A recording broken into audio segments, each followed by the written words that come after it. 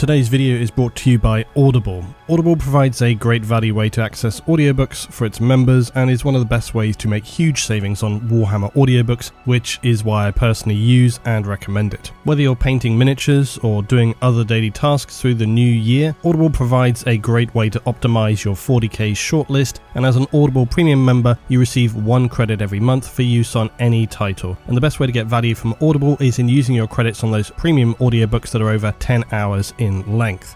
A great many of you in my audience are already using Audible, and you can start today with a free 30-day Audible trial and get full access to thousands of audiobooks, originals and podcasts, also included in the Plus catalogue. Just visit audible.com/Lutin, and for those in the US you can also text Lutin to 500-500. Details on my next audiobook choice follow at the end of this video, and today's selection is a different tone of Xenos altogether, but if you're ready for ancient histories and something of a deep dive, I'll tell you more at the end of this video.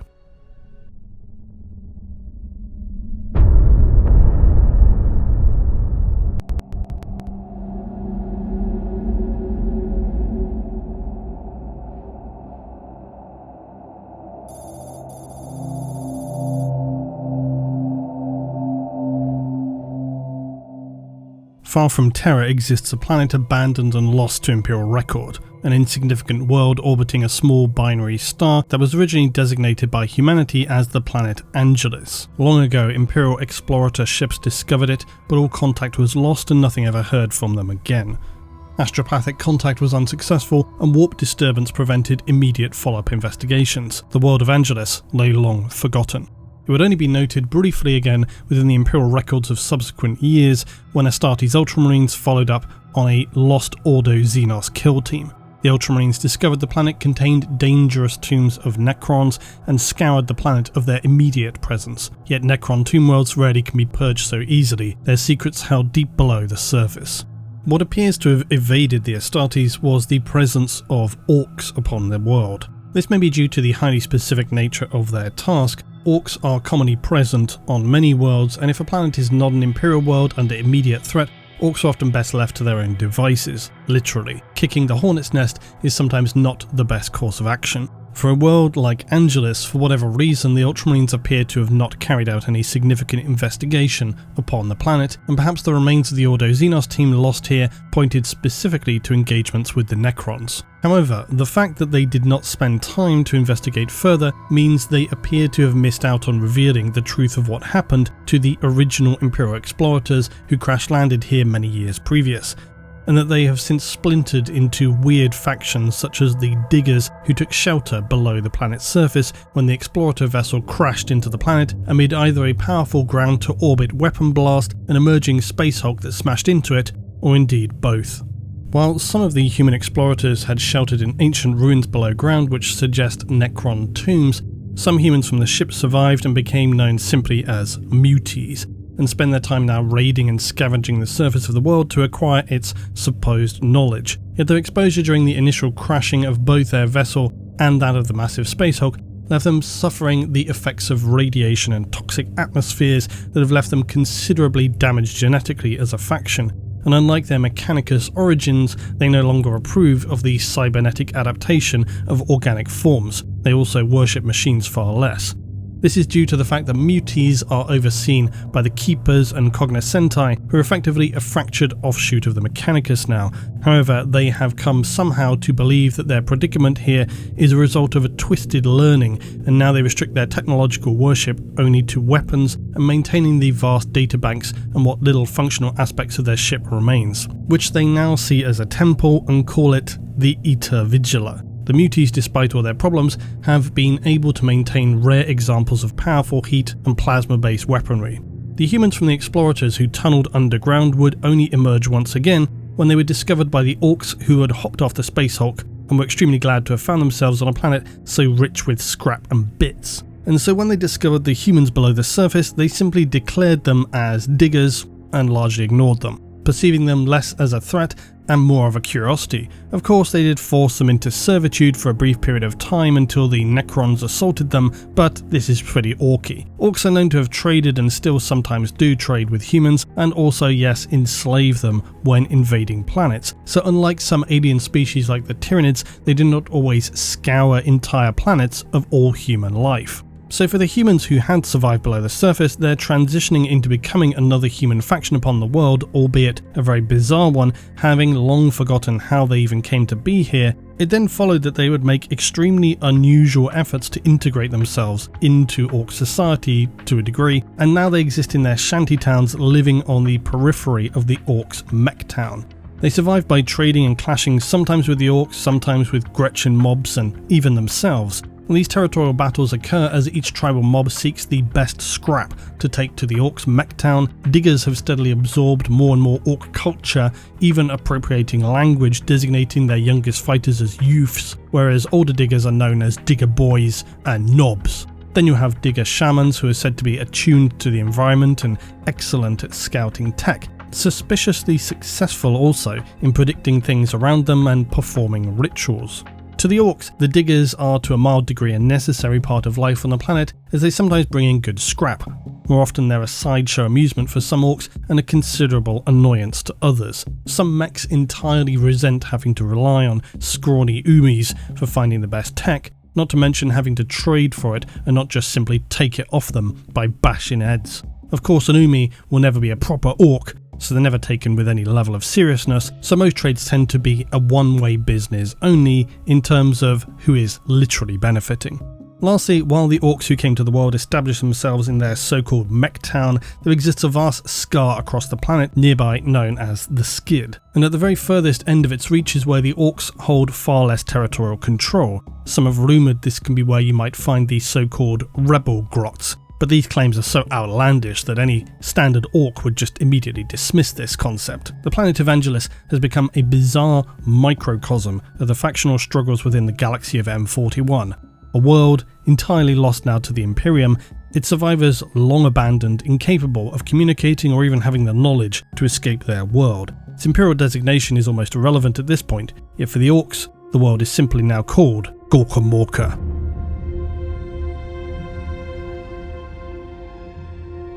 Space hulks are one of the very bizarre elements present in the galaxy of M41. A space hulk is a vast vessel, usually existing in warp space, but very occasionally breaching into the material realm.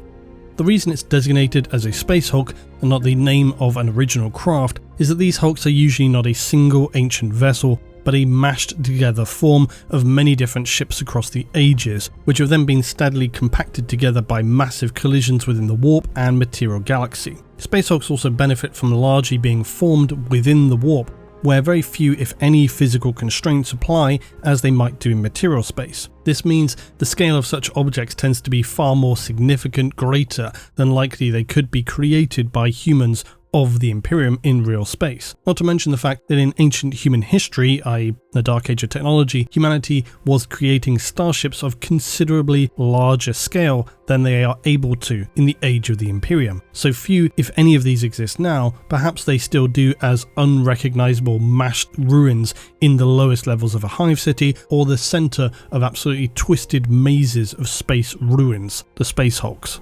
Some space hulks may only be tens of miles in dimension, others may form vast, near-planetary scale structures that are twisted beyond all recognition, sometimes even fused with rock and other space debris. They may well be all that remain of entire fleets of ships that were caught in a sudden warp storm, Xenos or otherwise, that have been crushed into a single mass by the power of the immaterial tempest. Others have accumulated very slowly over centuries and millennia, growing in size as derelict ships and crewed vessels crash into this ever-expanding mass of wreckage while travelling the warp.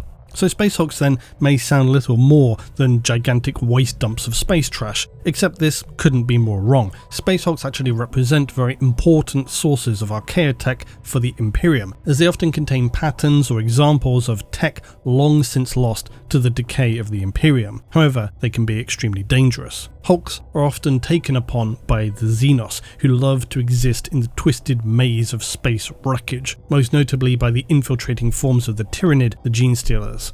Consequently, only highly experienced and heavily armed members of the Astartes or the Mechanicus will dare venture into these treacherous structures, which may well be entirely unstable or liable to drift back into the warp space for another 1,000 years at a moment's notice.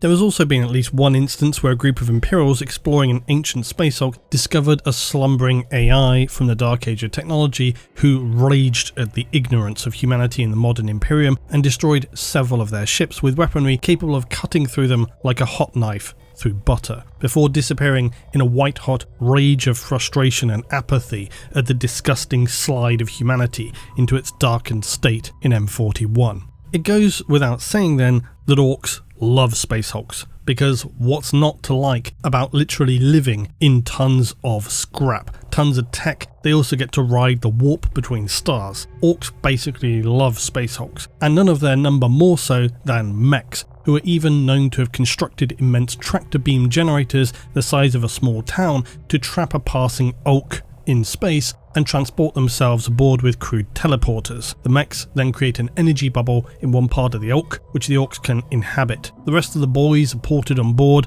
and the tractor beams are reversed to give the Ulk a boost into space. The Orks would then expand outwards steadily, constructing more energy shielding and creating physical barriers against the outside vacuum. Once a firm grip has been established, the mechs may build huge engines to even enable the Orks to steer a Space Hulk. Most often though, it's considered acceptable to just allow GORKAMORKA to guide them to a suitable destination, obviously. So it was that when the gargantuan Space Hulk emerged from the warp above Angelus, it was not uninhabited, and this factor would fundamentally change the nature of the planet below forevermore. The Hulk obliterated the humans upon its descent and caused a gigantic change in climate and planetary conditions. Reactors within the Space Hulk and the ship it came into contact with broke apart, showering the planet and area of its descent with immense radiation, the Hulk itself smashing down, carving a 1,000-mile scar across the surface of the planet. The consequences of its impact would not subside for at least a decade supposedly, but when they finally did, a new presence was established on the planet, once known as Angelus, now to be forever known as GORKAMORKA.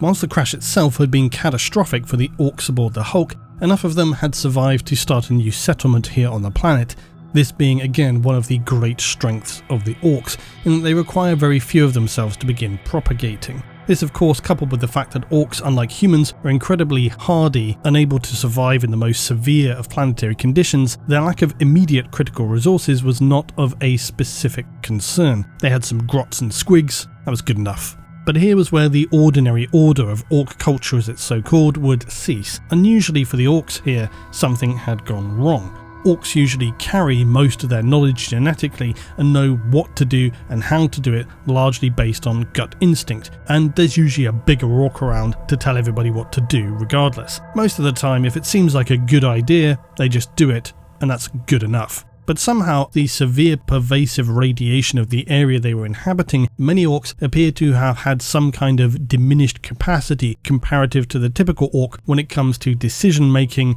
seniority, and instinctive understanding. So the Orks found themselves something akin to being hierarchically adrift, coupled with being more befuddled than usual, and so would instead turn to the next best thing, their more intellectually focused class, if you wished to designate it as such. These are the so-called mech boys.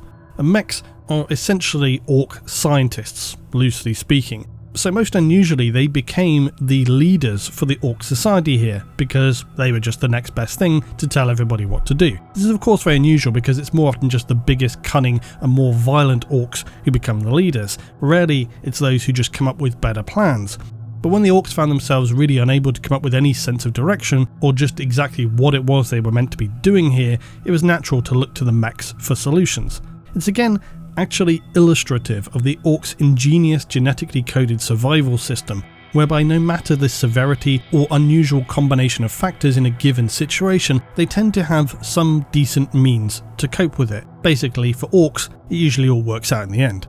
So it would be that the mechs decided their best option was to, of course, begin constructing a gigantic machine of some description. Why wouldn't that be the first thing you do? And in so doing, they would centralise their scrap gathering operations in huts and workshops around this big thing they were making. And this loose settlement of huts and workshops became creatively known as, of course, Mektown.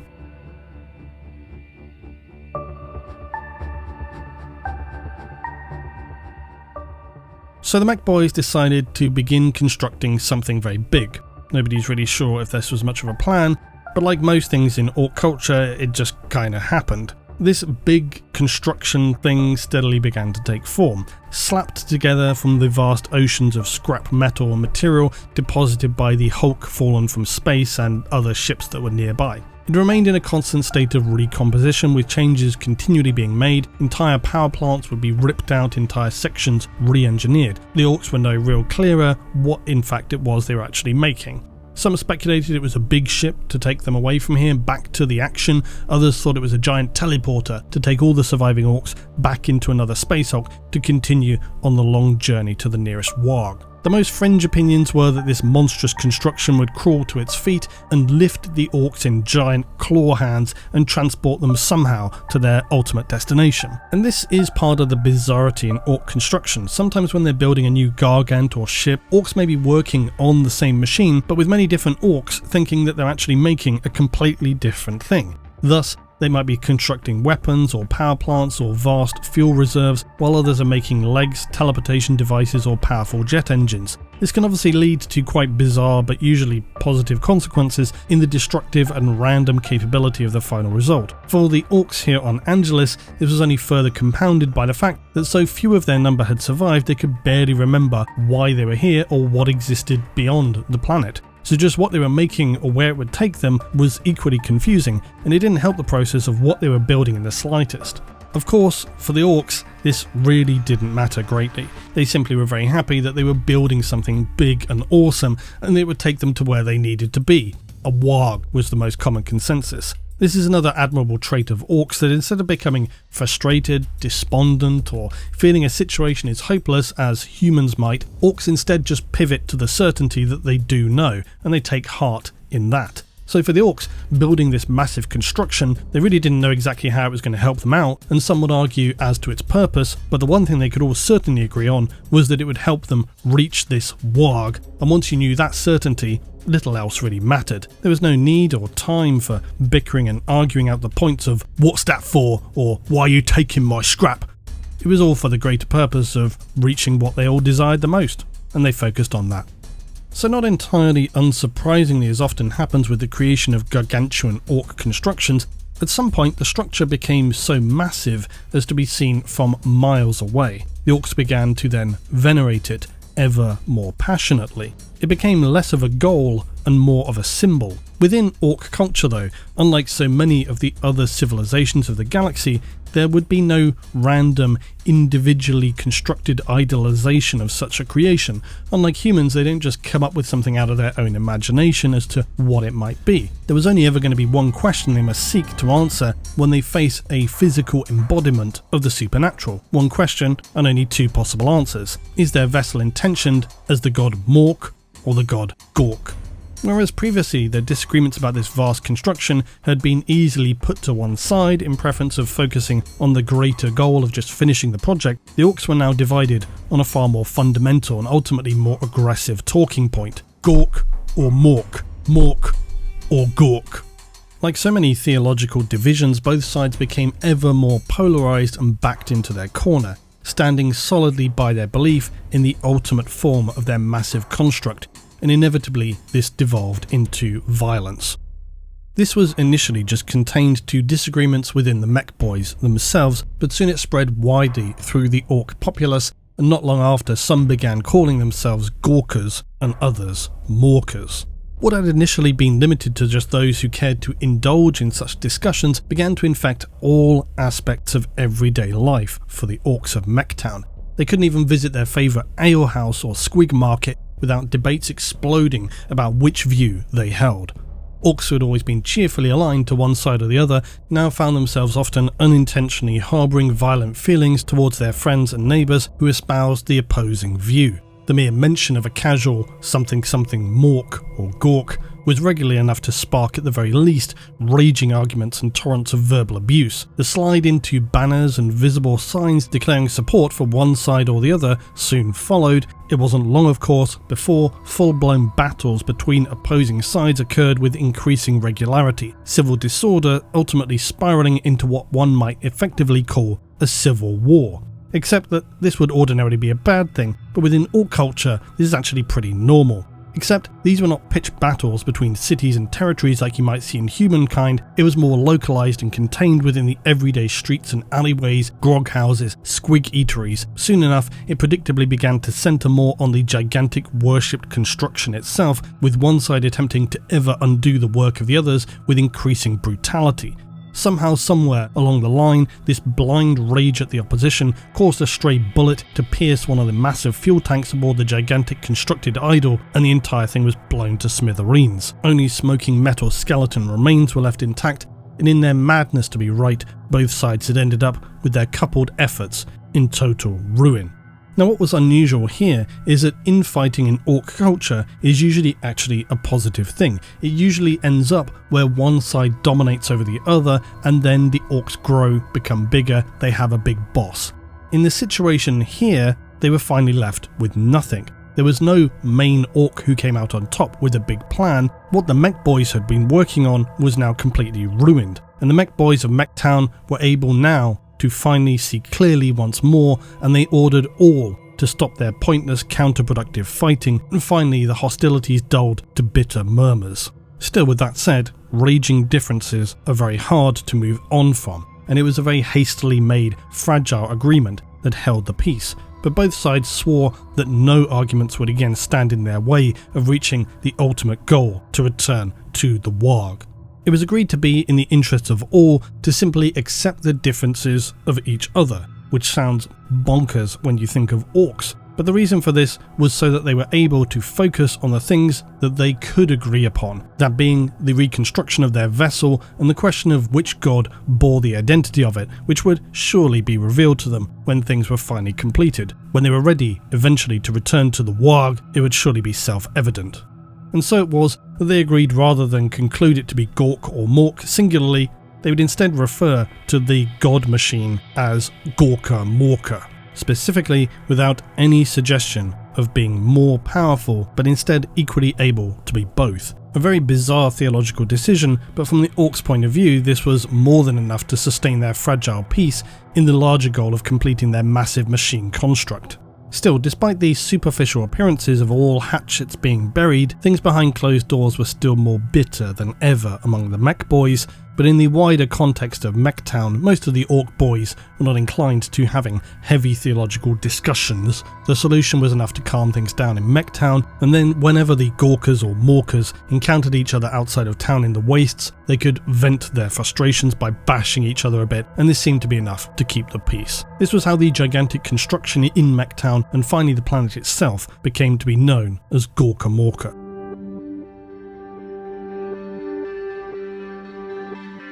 As chaotic as Orks can appear to humanity, there is often, as we might say, method to the madness, and this was undoubtedly the case when it came to the founding of what would become the Ork city upon the world, known to all as Mektown. Whether it was part of some well-made plan seems very unlikely, but whether some Ork mech came up with the idea to settle around their giant construction, it was a logically good enough line of thinking that many Orks collecting scrap devices and various raw materials were continually returning to this big project, and thus needed all the things that come with that, like squigs, ale, markets, games, and all that sort of thing. While there will often be some large, important, venerated Ork at the centre of everything, they also are making lower-level group decisions based on general consensus, because Orks are not likely having the kind of multi-level technical communications that humans rely upon in a chain of command. Everything Orks do is more instinctive and based on gut feelings and intuition. but also it's based on how many orcs nearby seem to think it's a good idea. So the more orcs who seem to be doing a certain thing that makes sense, others join in, and then eventually at a critical point everybody just decides it's the right thing to do, and then that's the direction they go in. This appears to have been what occurred in the construction of Mektown, and at a higher level the mechs themselves with their great plan. It's often how orcs seem to function, they just collectively sense which way the wind is blowing and then go with it. And even when they have a big boss, he's often feeling out the right thing to do in the same way that orcs might collectively, just with a little more assertiveness, that if anybody questioned it, they'd get their brains bashed in, whatever brains they had to bash in, of course. Mektown didn't happen overnight, of course. In fact, it was centuries before the orc shanty town became a sizable fortress town. Here, the orcs can get everything they need. Squigs from the squig market, shabby huts run by grots, squigs to eat, squigs to game with, even squigs as pets. Glow squigs even, for exploring good dark spots, or how about harvesting a hair squig, cut out its flowing gills to decorate yourself, or if you're starving, get a bunch of nut squigs, crunchy and tasty, best eaten in big handfuls. Also, if you found yourself with an absolutely perishing thirst after stuffing down a bunch of squigs, you might wander in and find some way to rid yourself of your tremendous, perishing thirst. That means a brew house, and there are so many of these dotted throughout Mektown, the so-called brew boys are happy to make you up some expert fungus brow or other distilled spirits, which are of course served by the barrel. So many an orc will drop themselves down and crack open a barrel, and if that were not enough to rid them of their needs, perhaps a quick slop shop trip where they can get just about any orc food imaginable. Extremely spiced fungus stew, crunchy squig pie, orc cuisine. It's all about risk versus reward. And sure, you might die from whatever you happen to consume on a certain day, but that's orc culture for you. Mektown's market bazaars were all centred around, of course, GORKAMORKA itself, and here the orcs trade their salvage scrap for teeth. Orcs use their own teeth as currency, and these regularly regrow. Bigger, more important orcs have bigger teeth are worth more. Grot teeth a little more than dull blocks of nothing, basically worthless, and so it is that orc currency is largely determined by the size of orcs, i.e. how strong and violent they are, like most things. It's just another aspect of orc culture that ensures the strong stay in power and the lower classes of orc society stay right where they are. It's the order of things. You might consider that a smart orc might be able to accrue enough scrap to then save up teeth and eventually become powerful. Well, the orcs have a built-in failsafe for this. First of all, orc teeth regrow constantly, so big orcs always have more teeth, coupled with the fact that over time, orc teeth disintegrate, meaning no one orc can hoard their wealth forever. The only real way to get power in orc culture is a tried and tested practice of smashing heads. Like most orc settlements, there will be a roaring trade in customization. While GORKAMORKA is led by the mechs, there are plenty of lower level mech boys doing the standard gun and truck modifications that orcs live for. Orc workshops are very happy to have orcs wander in from the street, browse their newer stuff and see what they might be working on. Various grots will be running around doing duties, sleeping underneath the benches.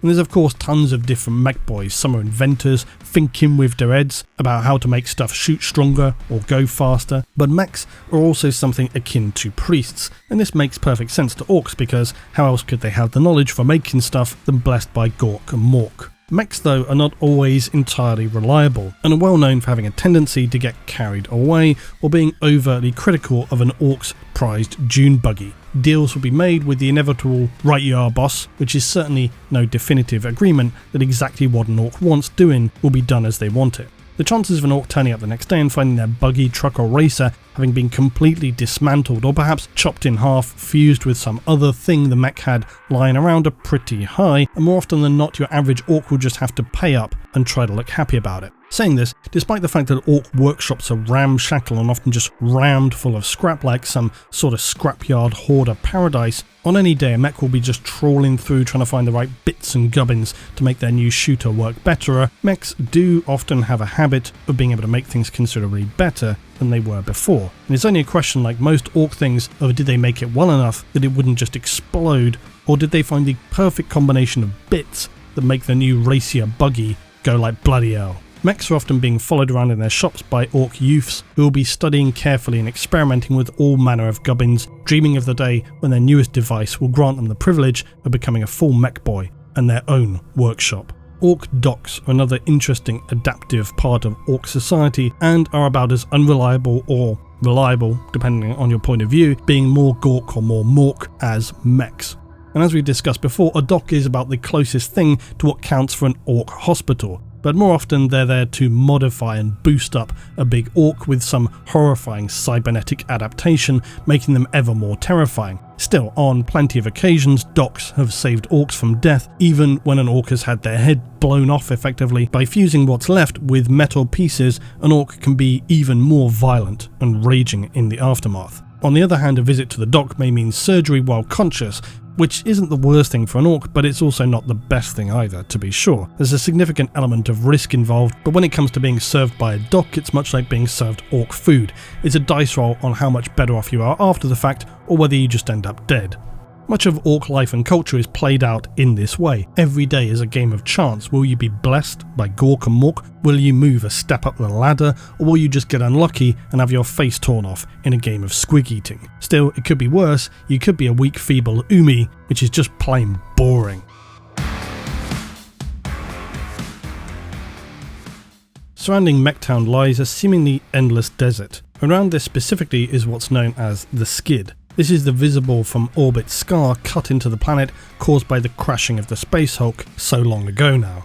At an estimated 1,000 miles by human standards in length, it's a considerable area, and strewn across it are seemingly infinite pieces of scrap material from the Hulk, both large and small in size. Travelling this skid area takes many days by truck or buggy. By foot, it's essentially a gulag death march. Sandstorms, muties, giant scorpions, rebels, there are innumerable dangers out in the wastes and the skid. This scar upon the planet is so deep, in fact, that most of the skid area is surrounded by deep rock cliffs, and only where sandstorms have blown vast dunes down into the skid can these be driven up by powerful sand buggies for the Orks to reach the outer desert wastelands, which cover most if not all of the planet's surface. The high rock walls of the skid make its edges also relatively cool and shady in many places, and so this is where great stands of fungus can be found to be growing, and ubiquitous squigs eke out an existence, feeding on the fungus and each other. At this point, Orks have been present on the planet for generations.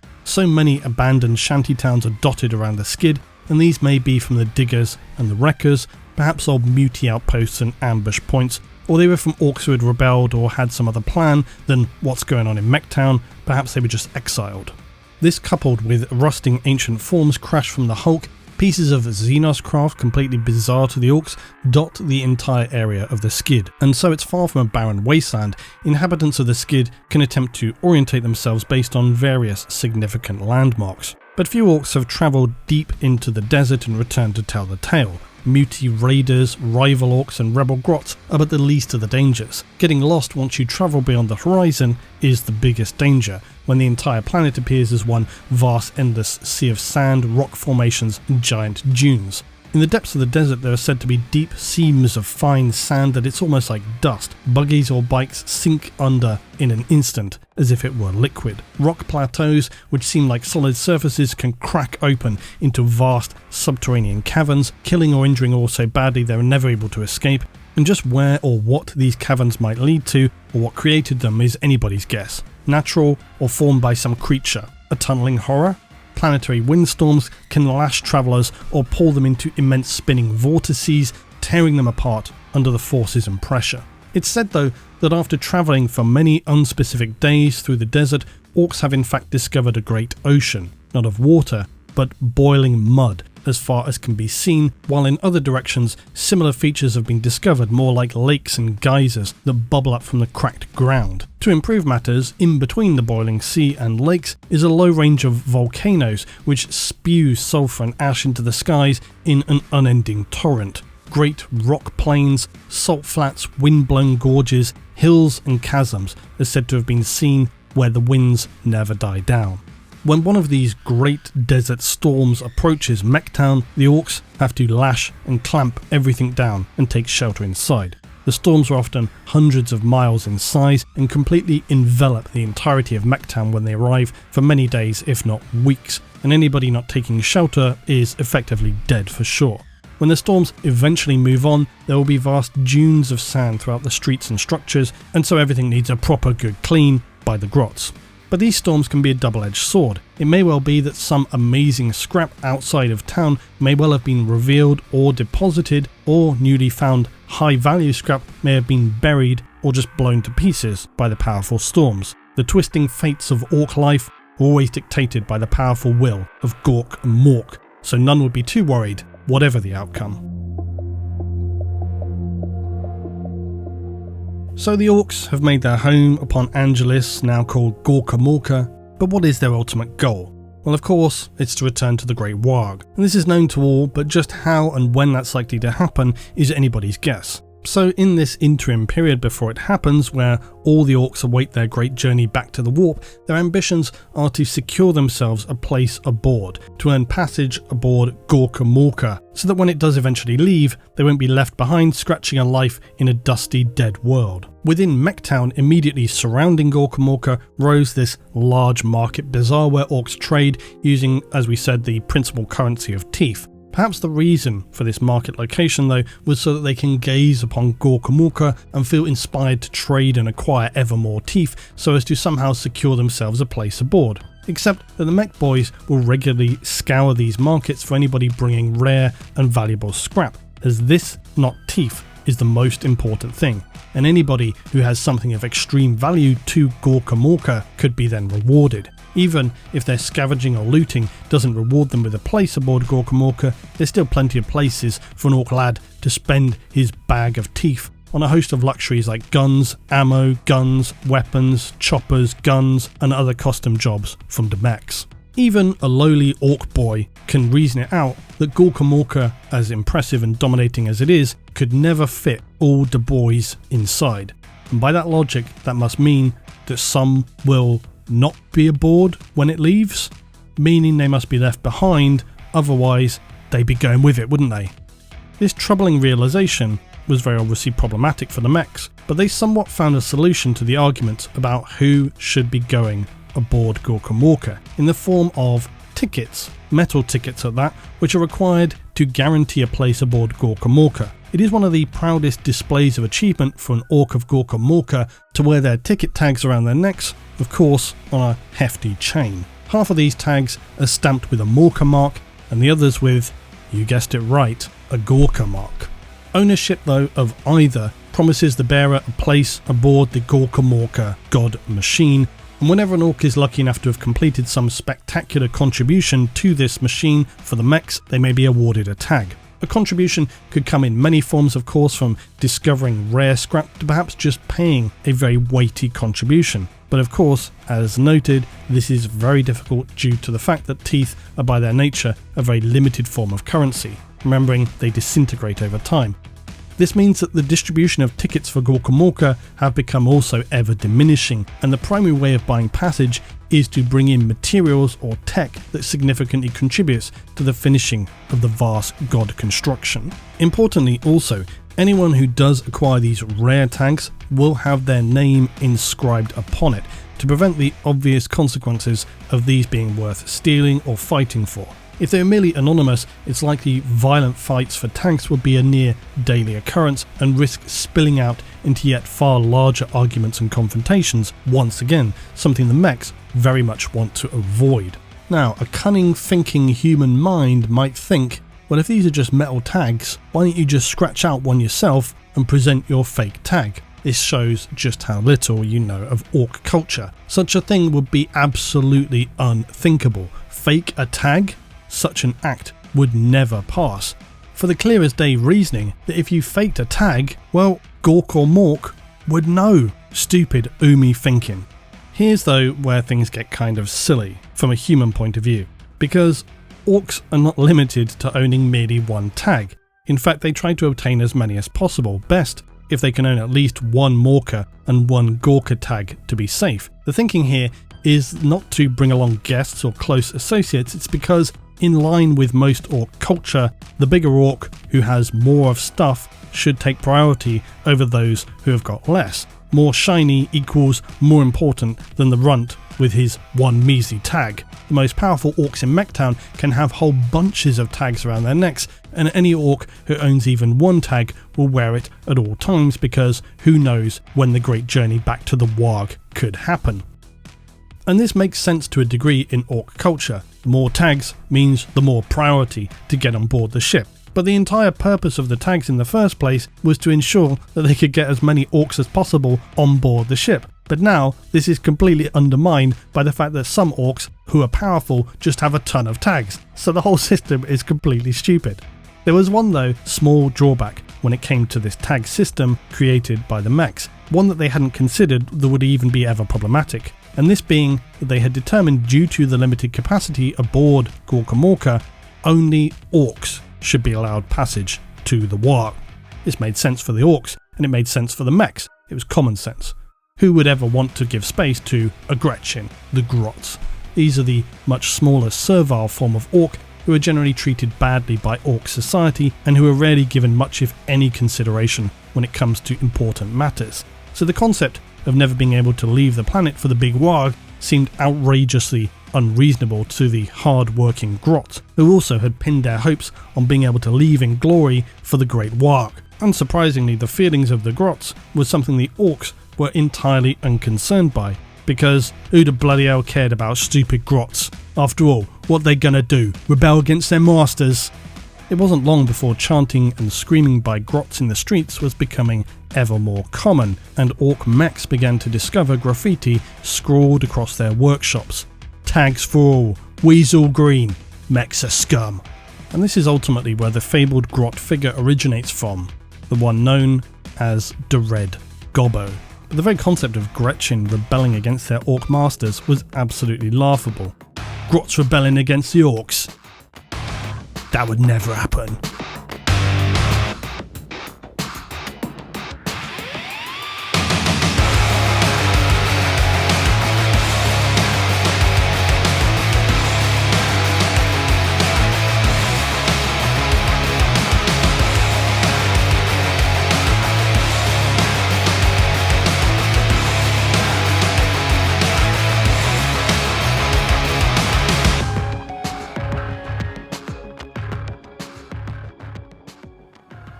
So let's briefly talk about my next selection for Audible in January. Today's recommendation is also a horrifying Xenos faction, and this new story about them has already been very widely praised, and rightly so, because the audiobook I want to recommend today is The Twice Dead King Ruin. This has been followed up recently with the next installment titled Reign. Now, I've said it before, but the Horus Heresy series can be something of a double-edged sword, as can many of the Space Marine stories, because as expansive and rich as they can be in telling us about a very specific but critical period of the Imperium, it can also end up feeling a bit suffocating in just how much material there is to get through, which is why I often say to people, take a break, listen to something else in between. Unfortunately, finding many Xenos tales to dive into in what should be an extremely interesting ancient historical period can be by comparison few and far between, but recently it's mildly hopeful that the tide is turning a little. Twice Dead King is a very welcome shift in the right direction. Necron fans will lap up this tale about their culture and history, but it's very much more material that will intrigue and captivate anyone interested in the verse that is 40k. It looks at aspects about how the Necrons think and what their outlook is. This has remained for quite some time something of a relative mystery, and Ruin in some small way starts to redress the balance and unravel this for us. The detail of Necron society, although somewhat described in various codexes, has been left clouded, and finally we start to get more meat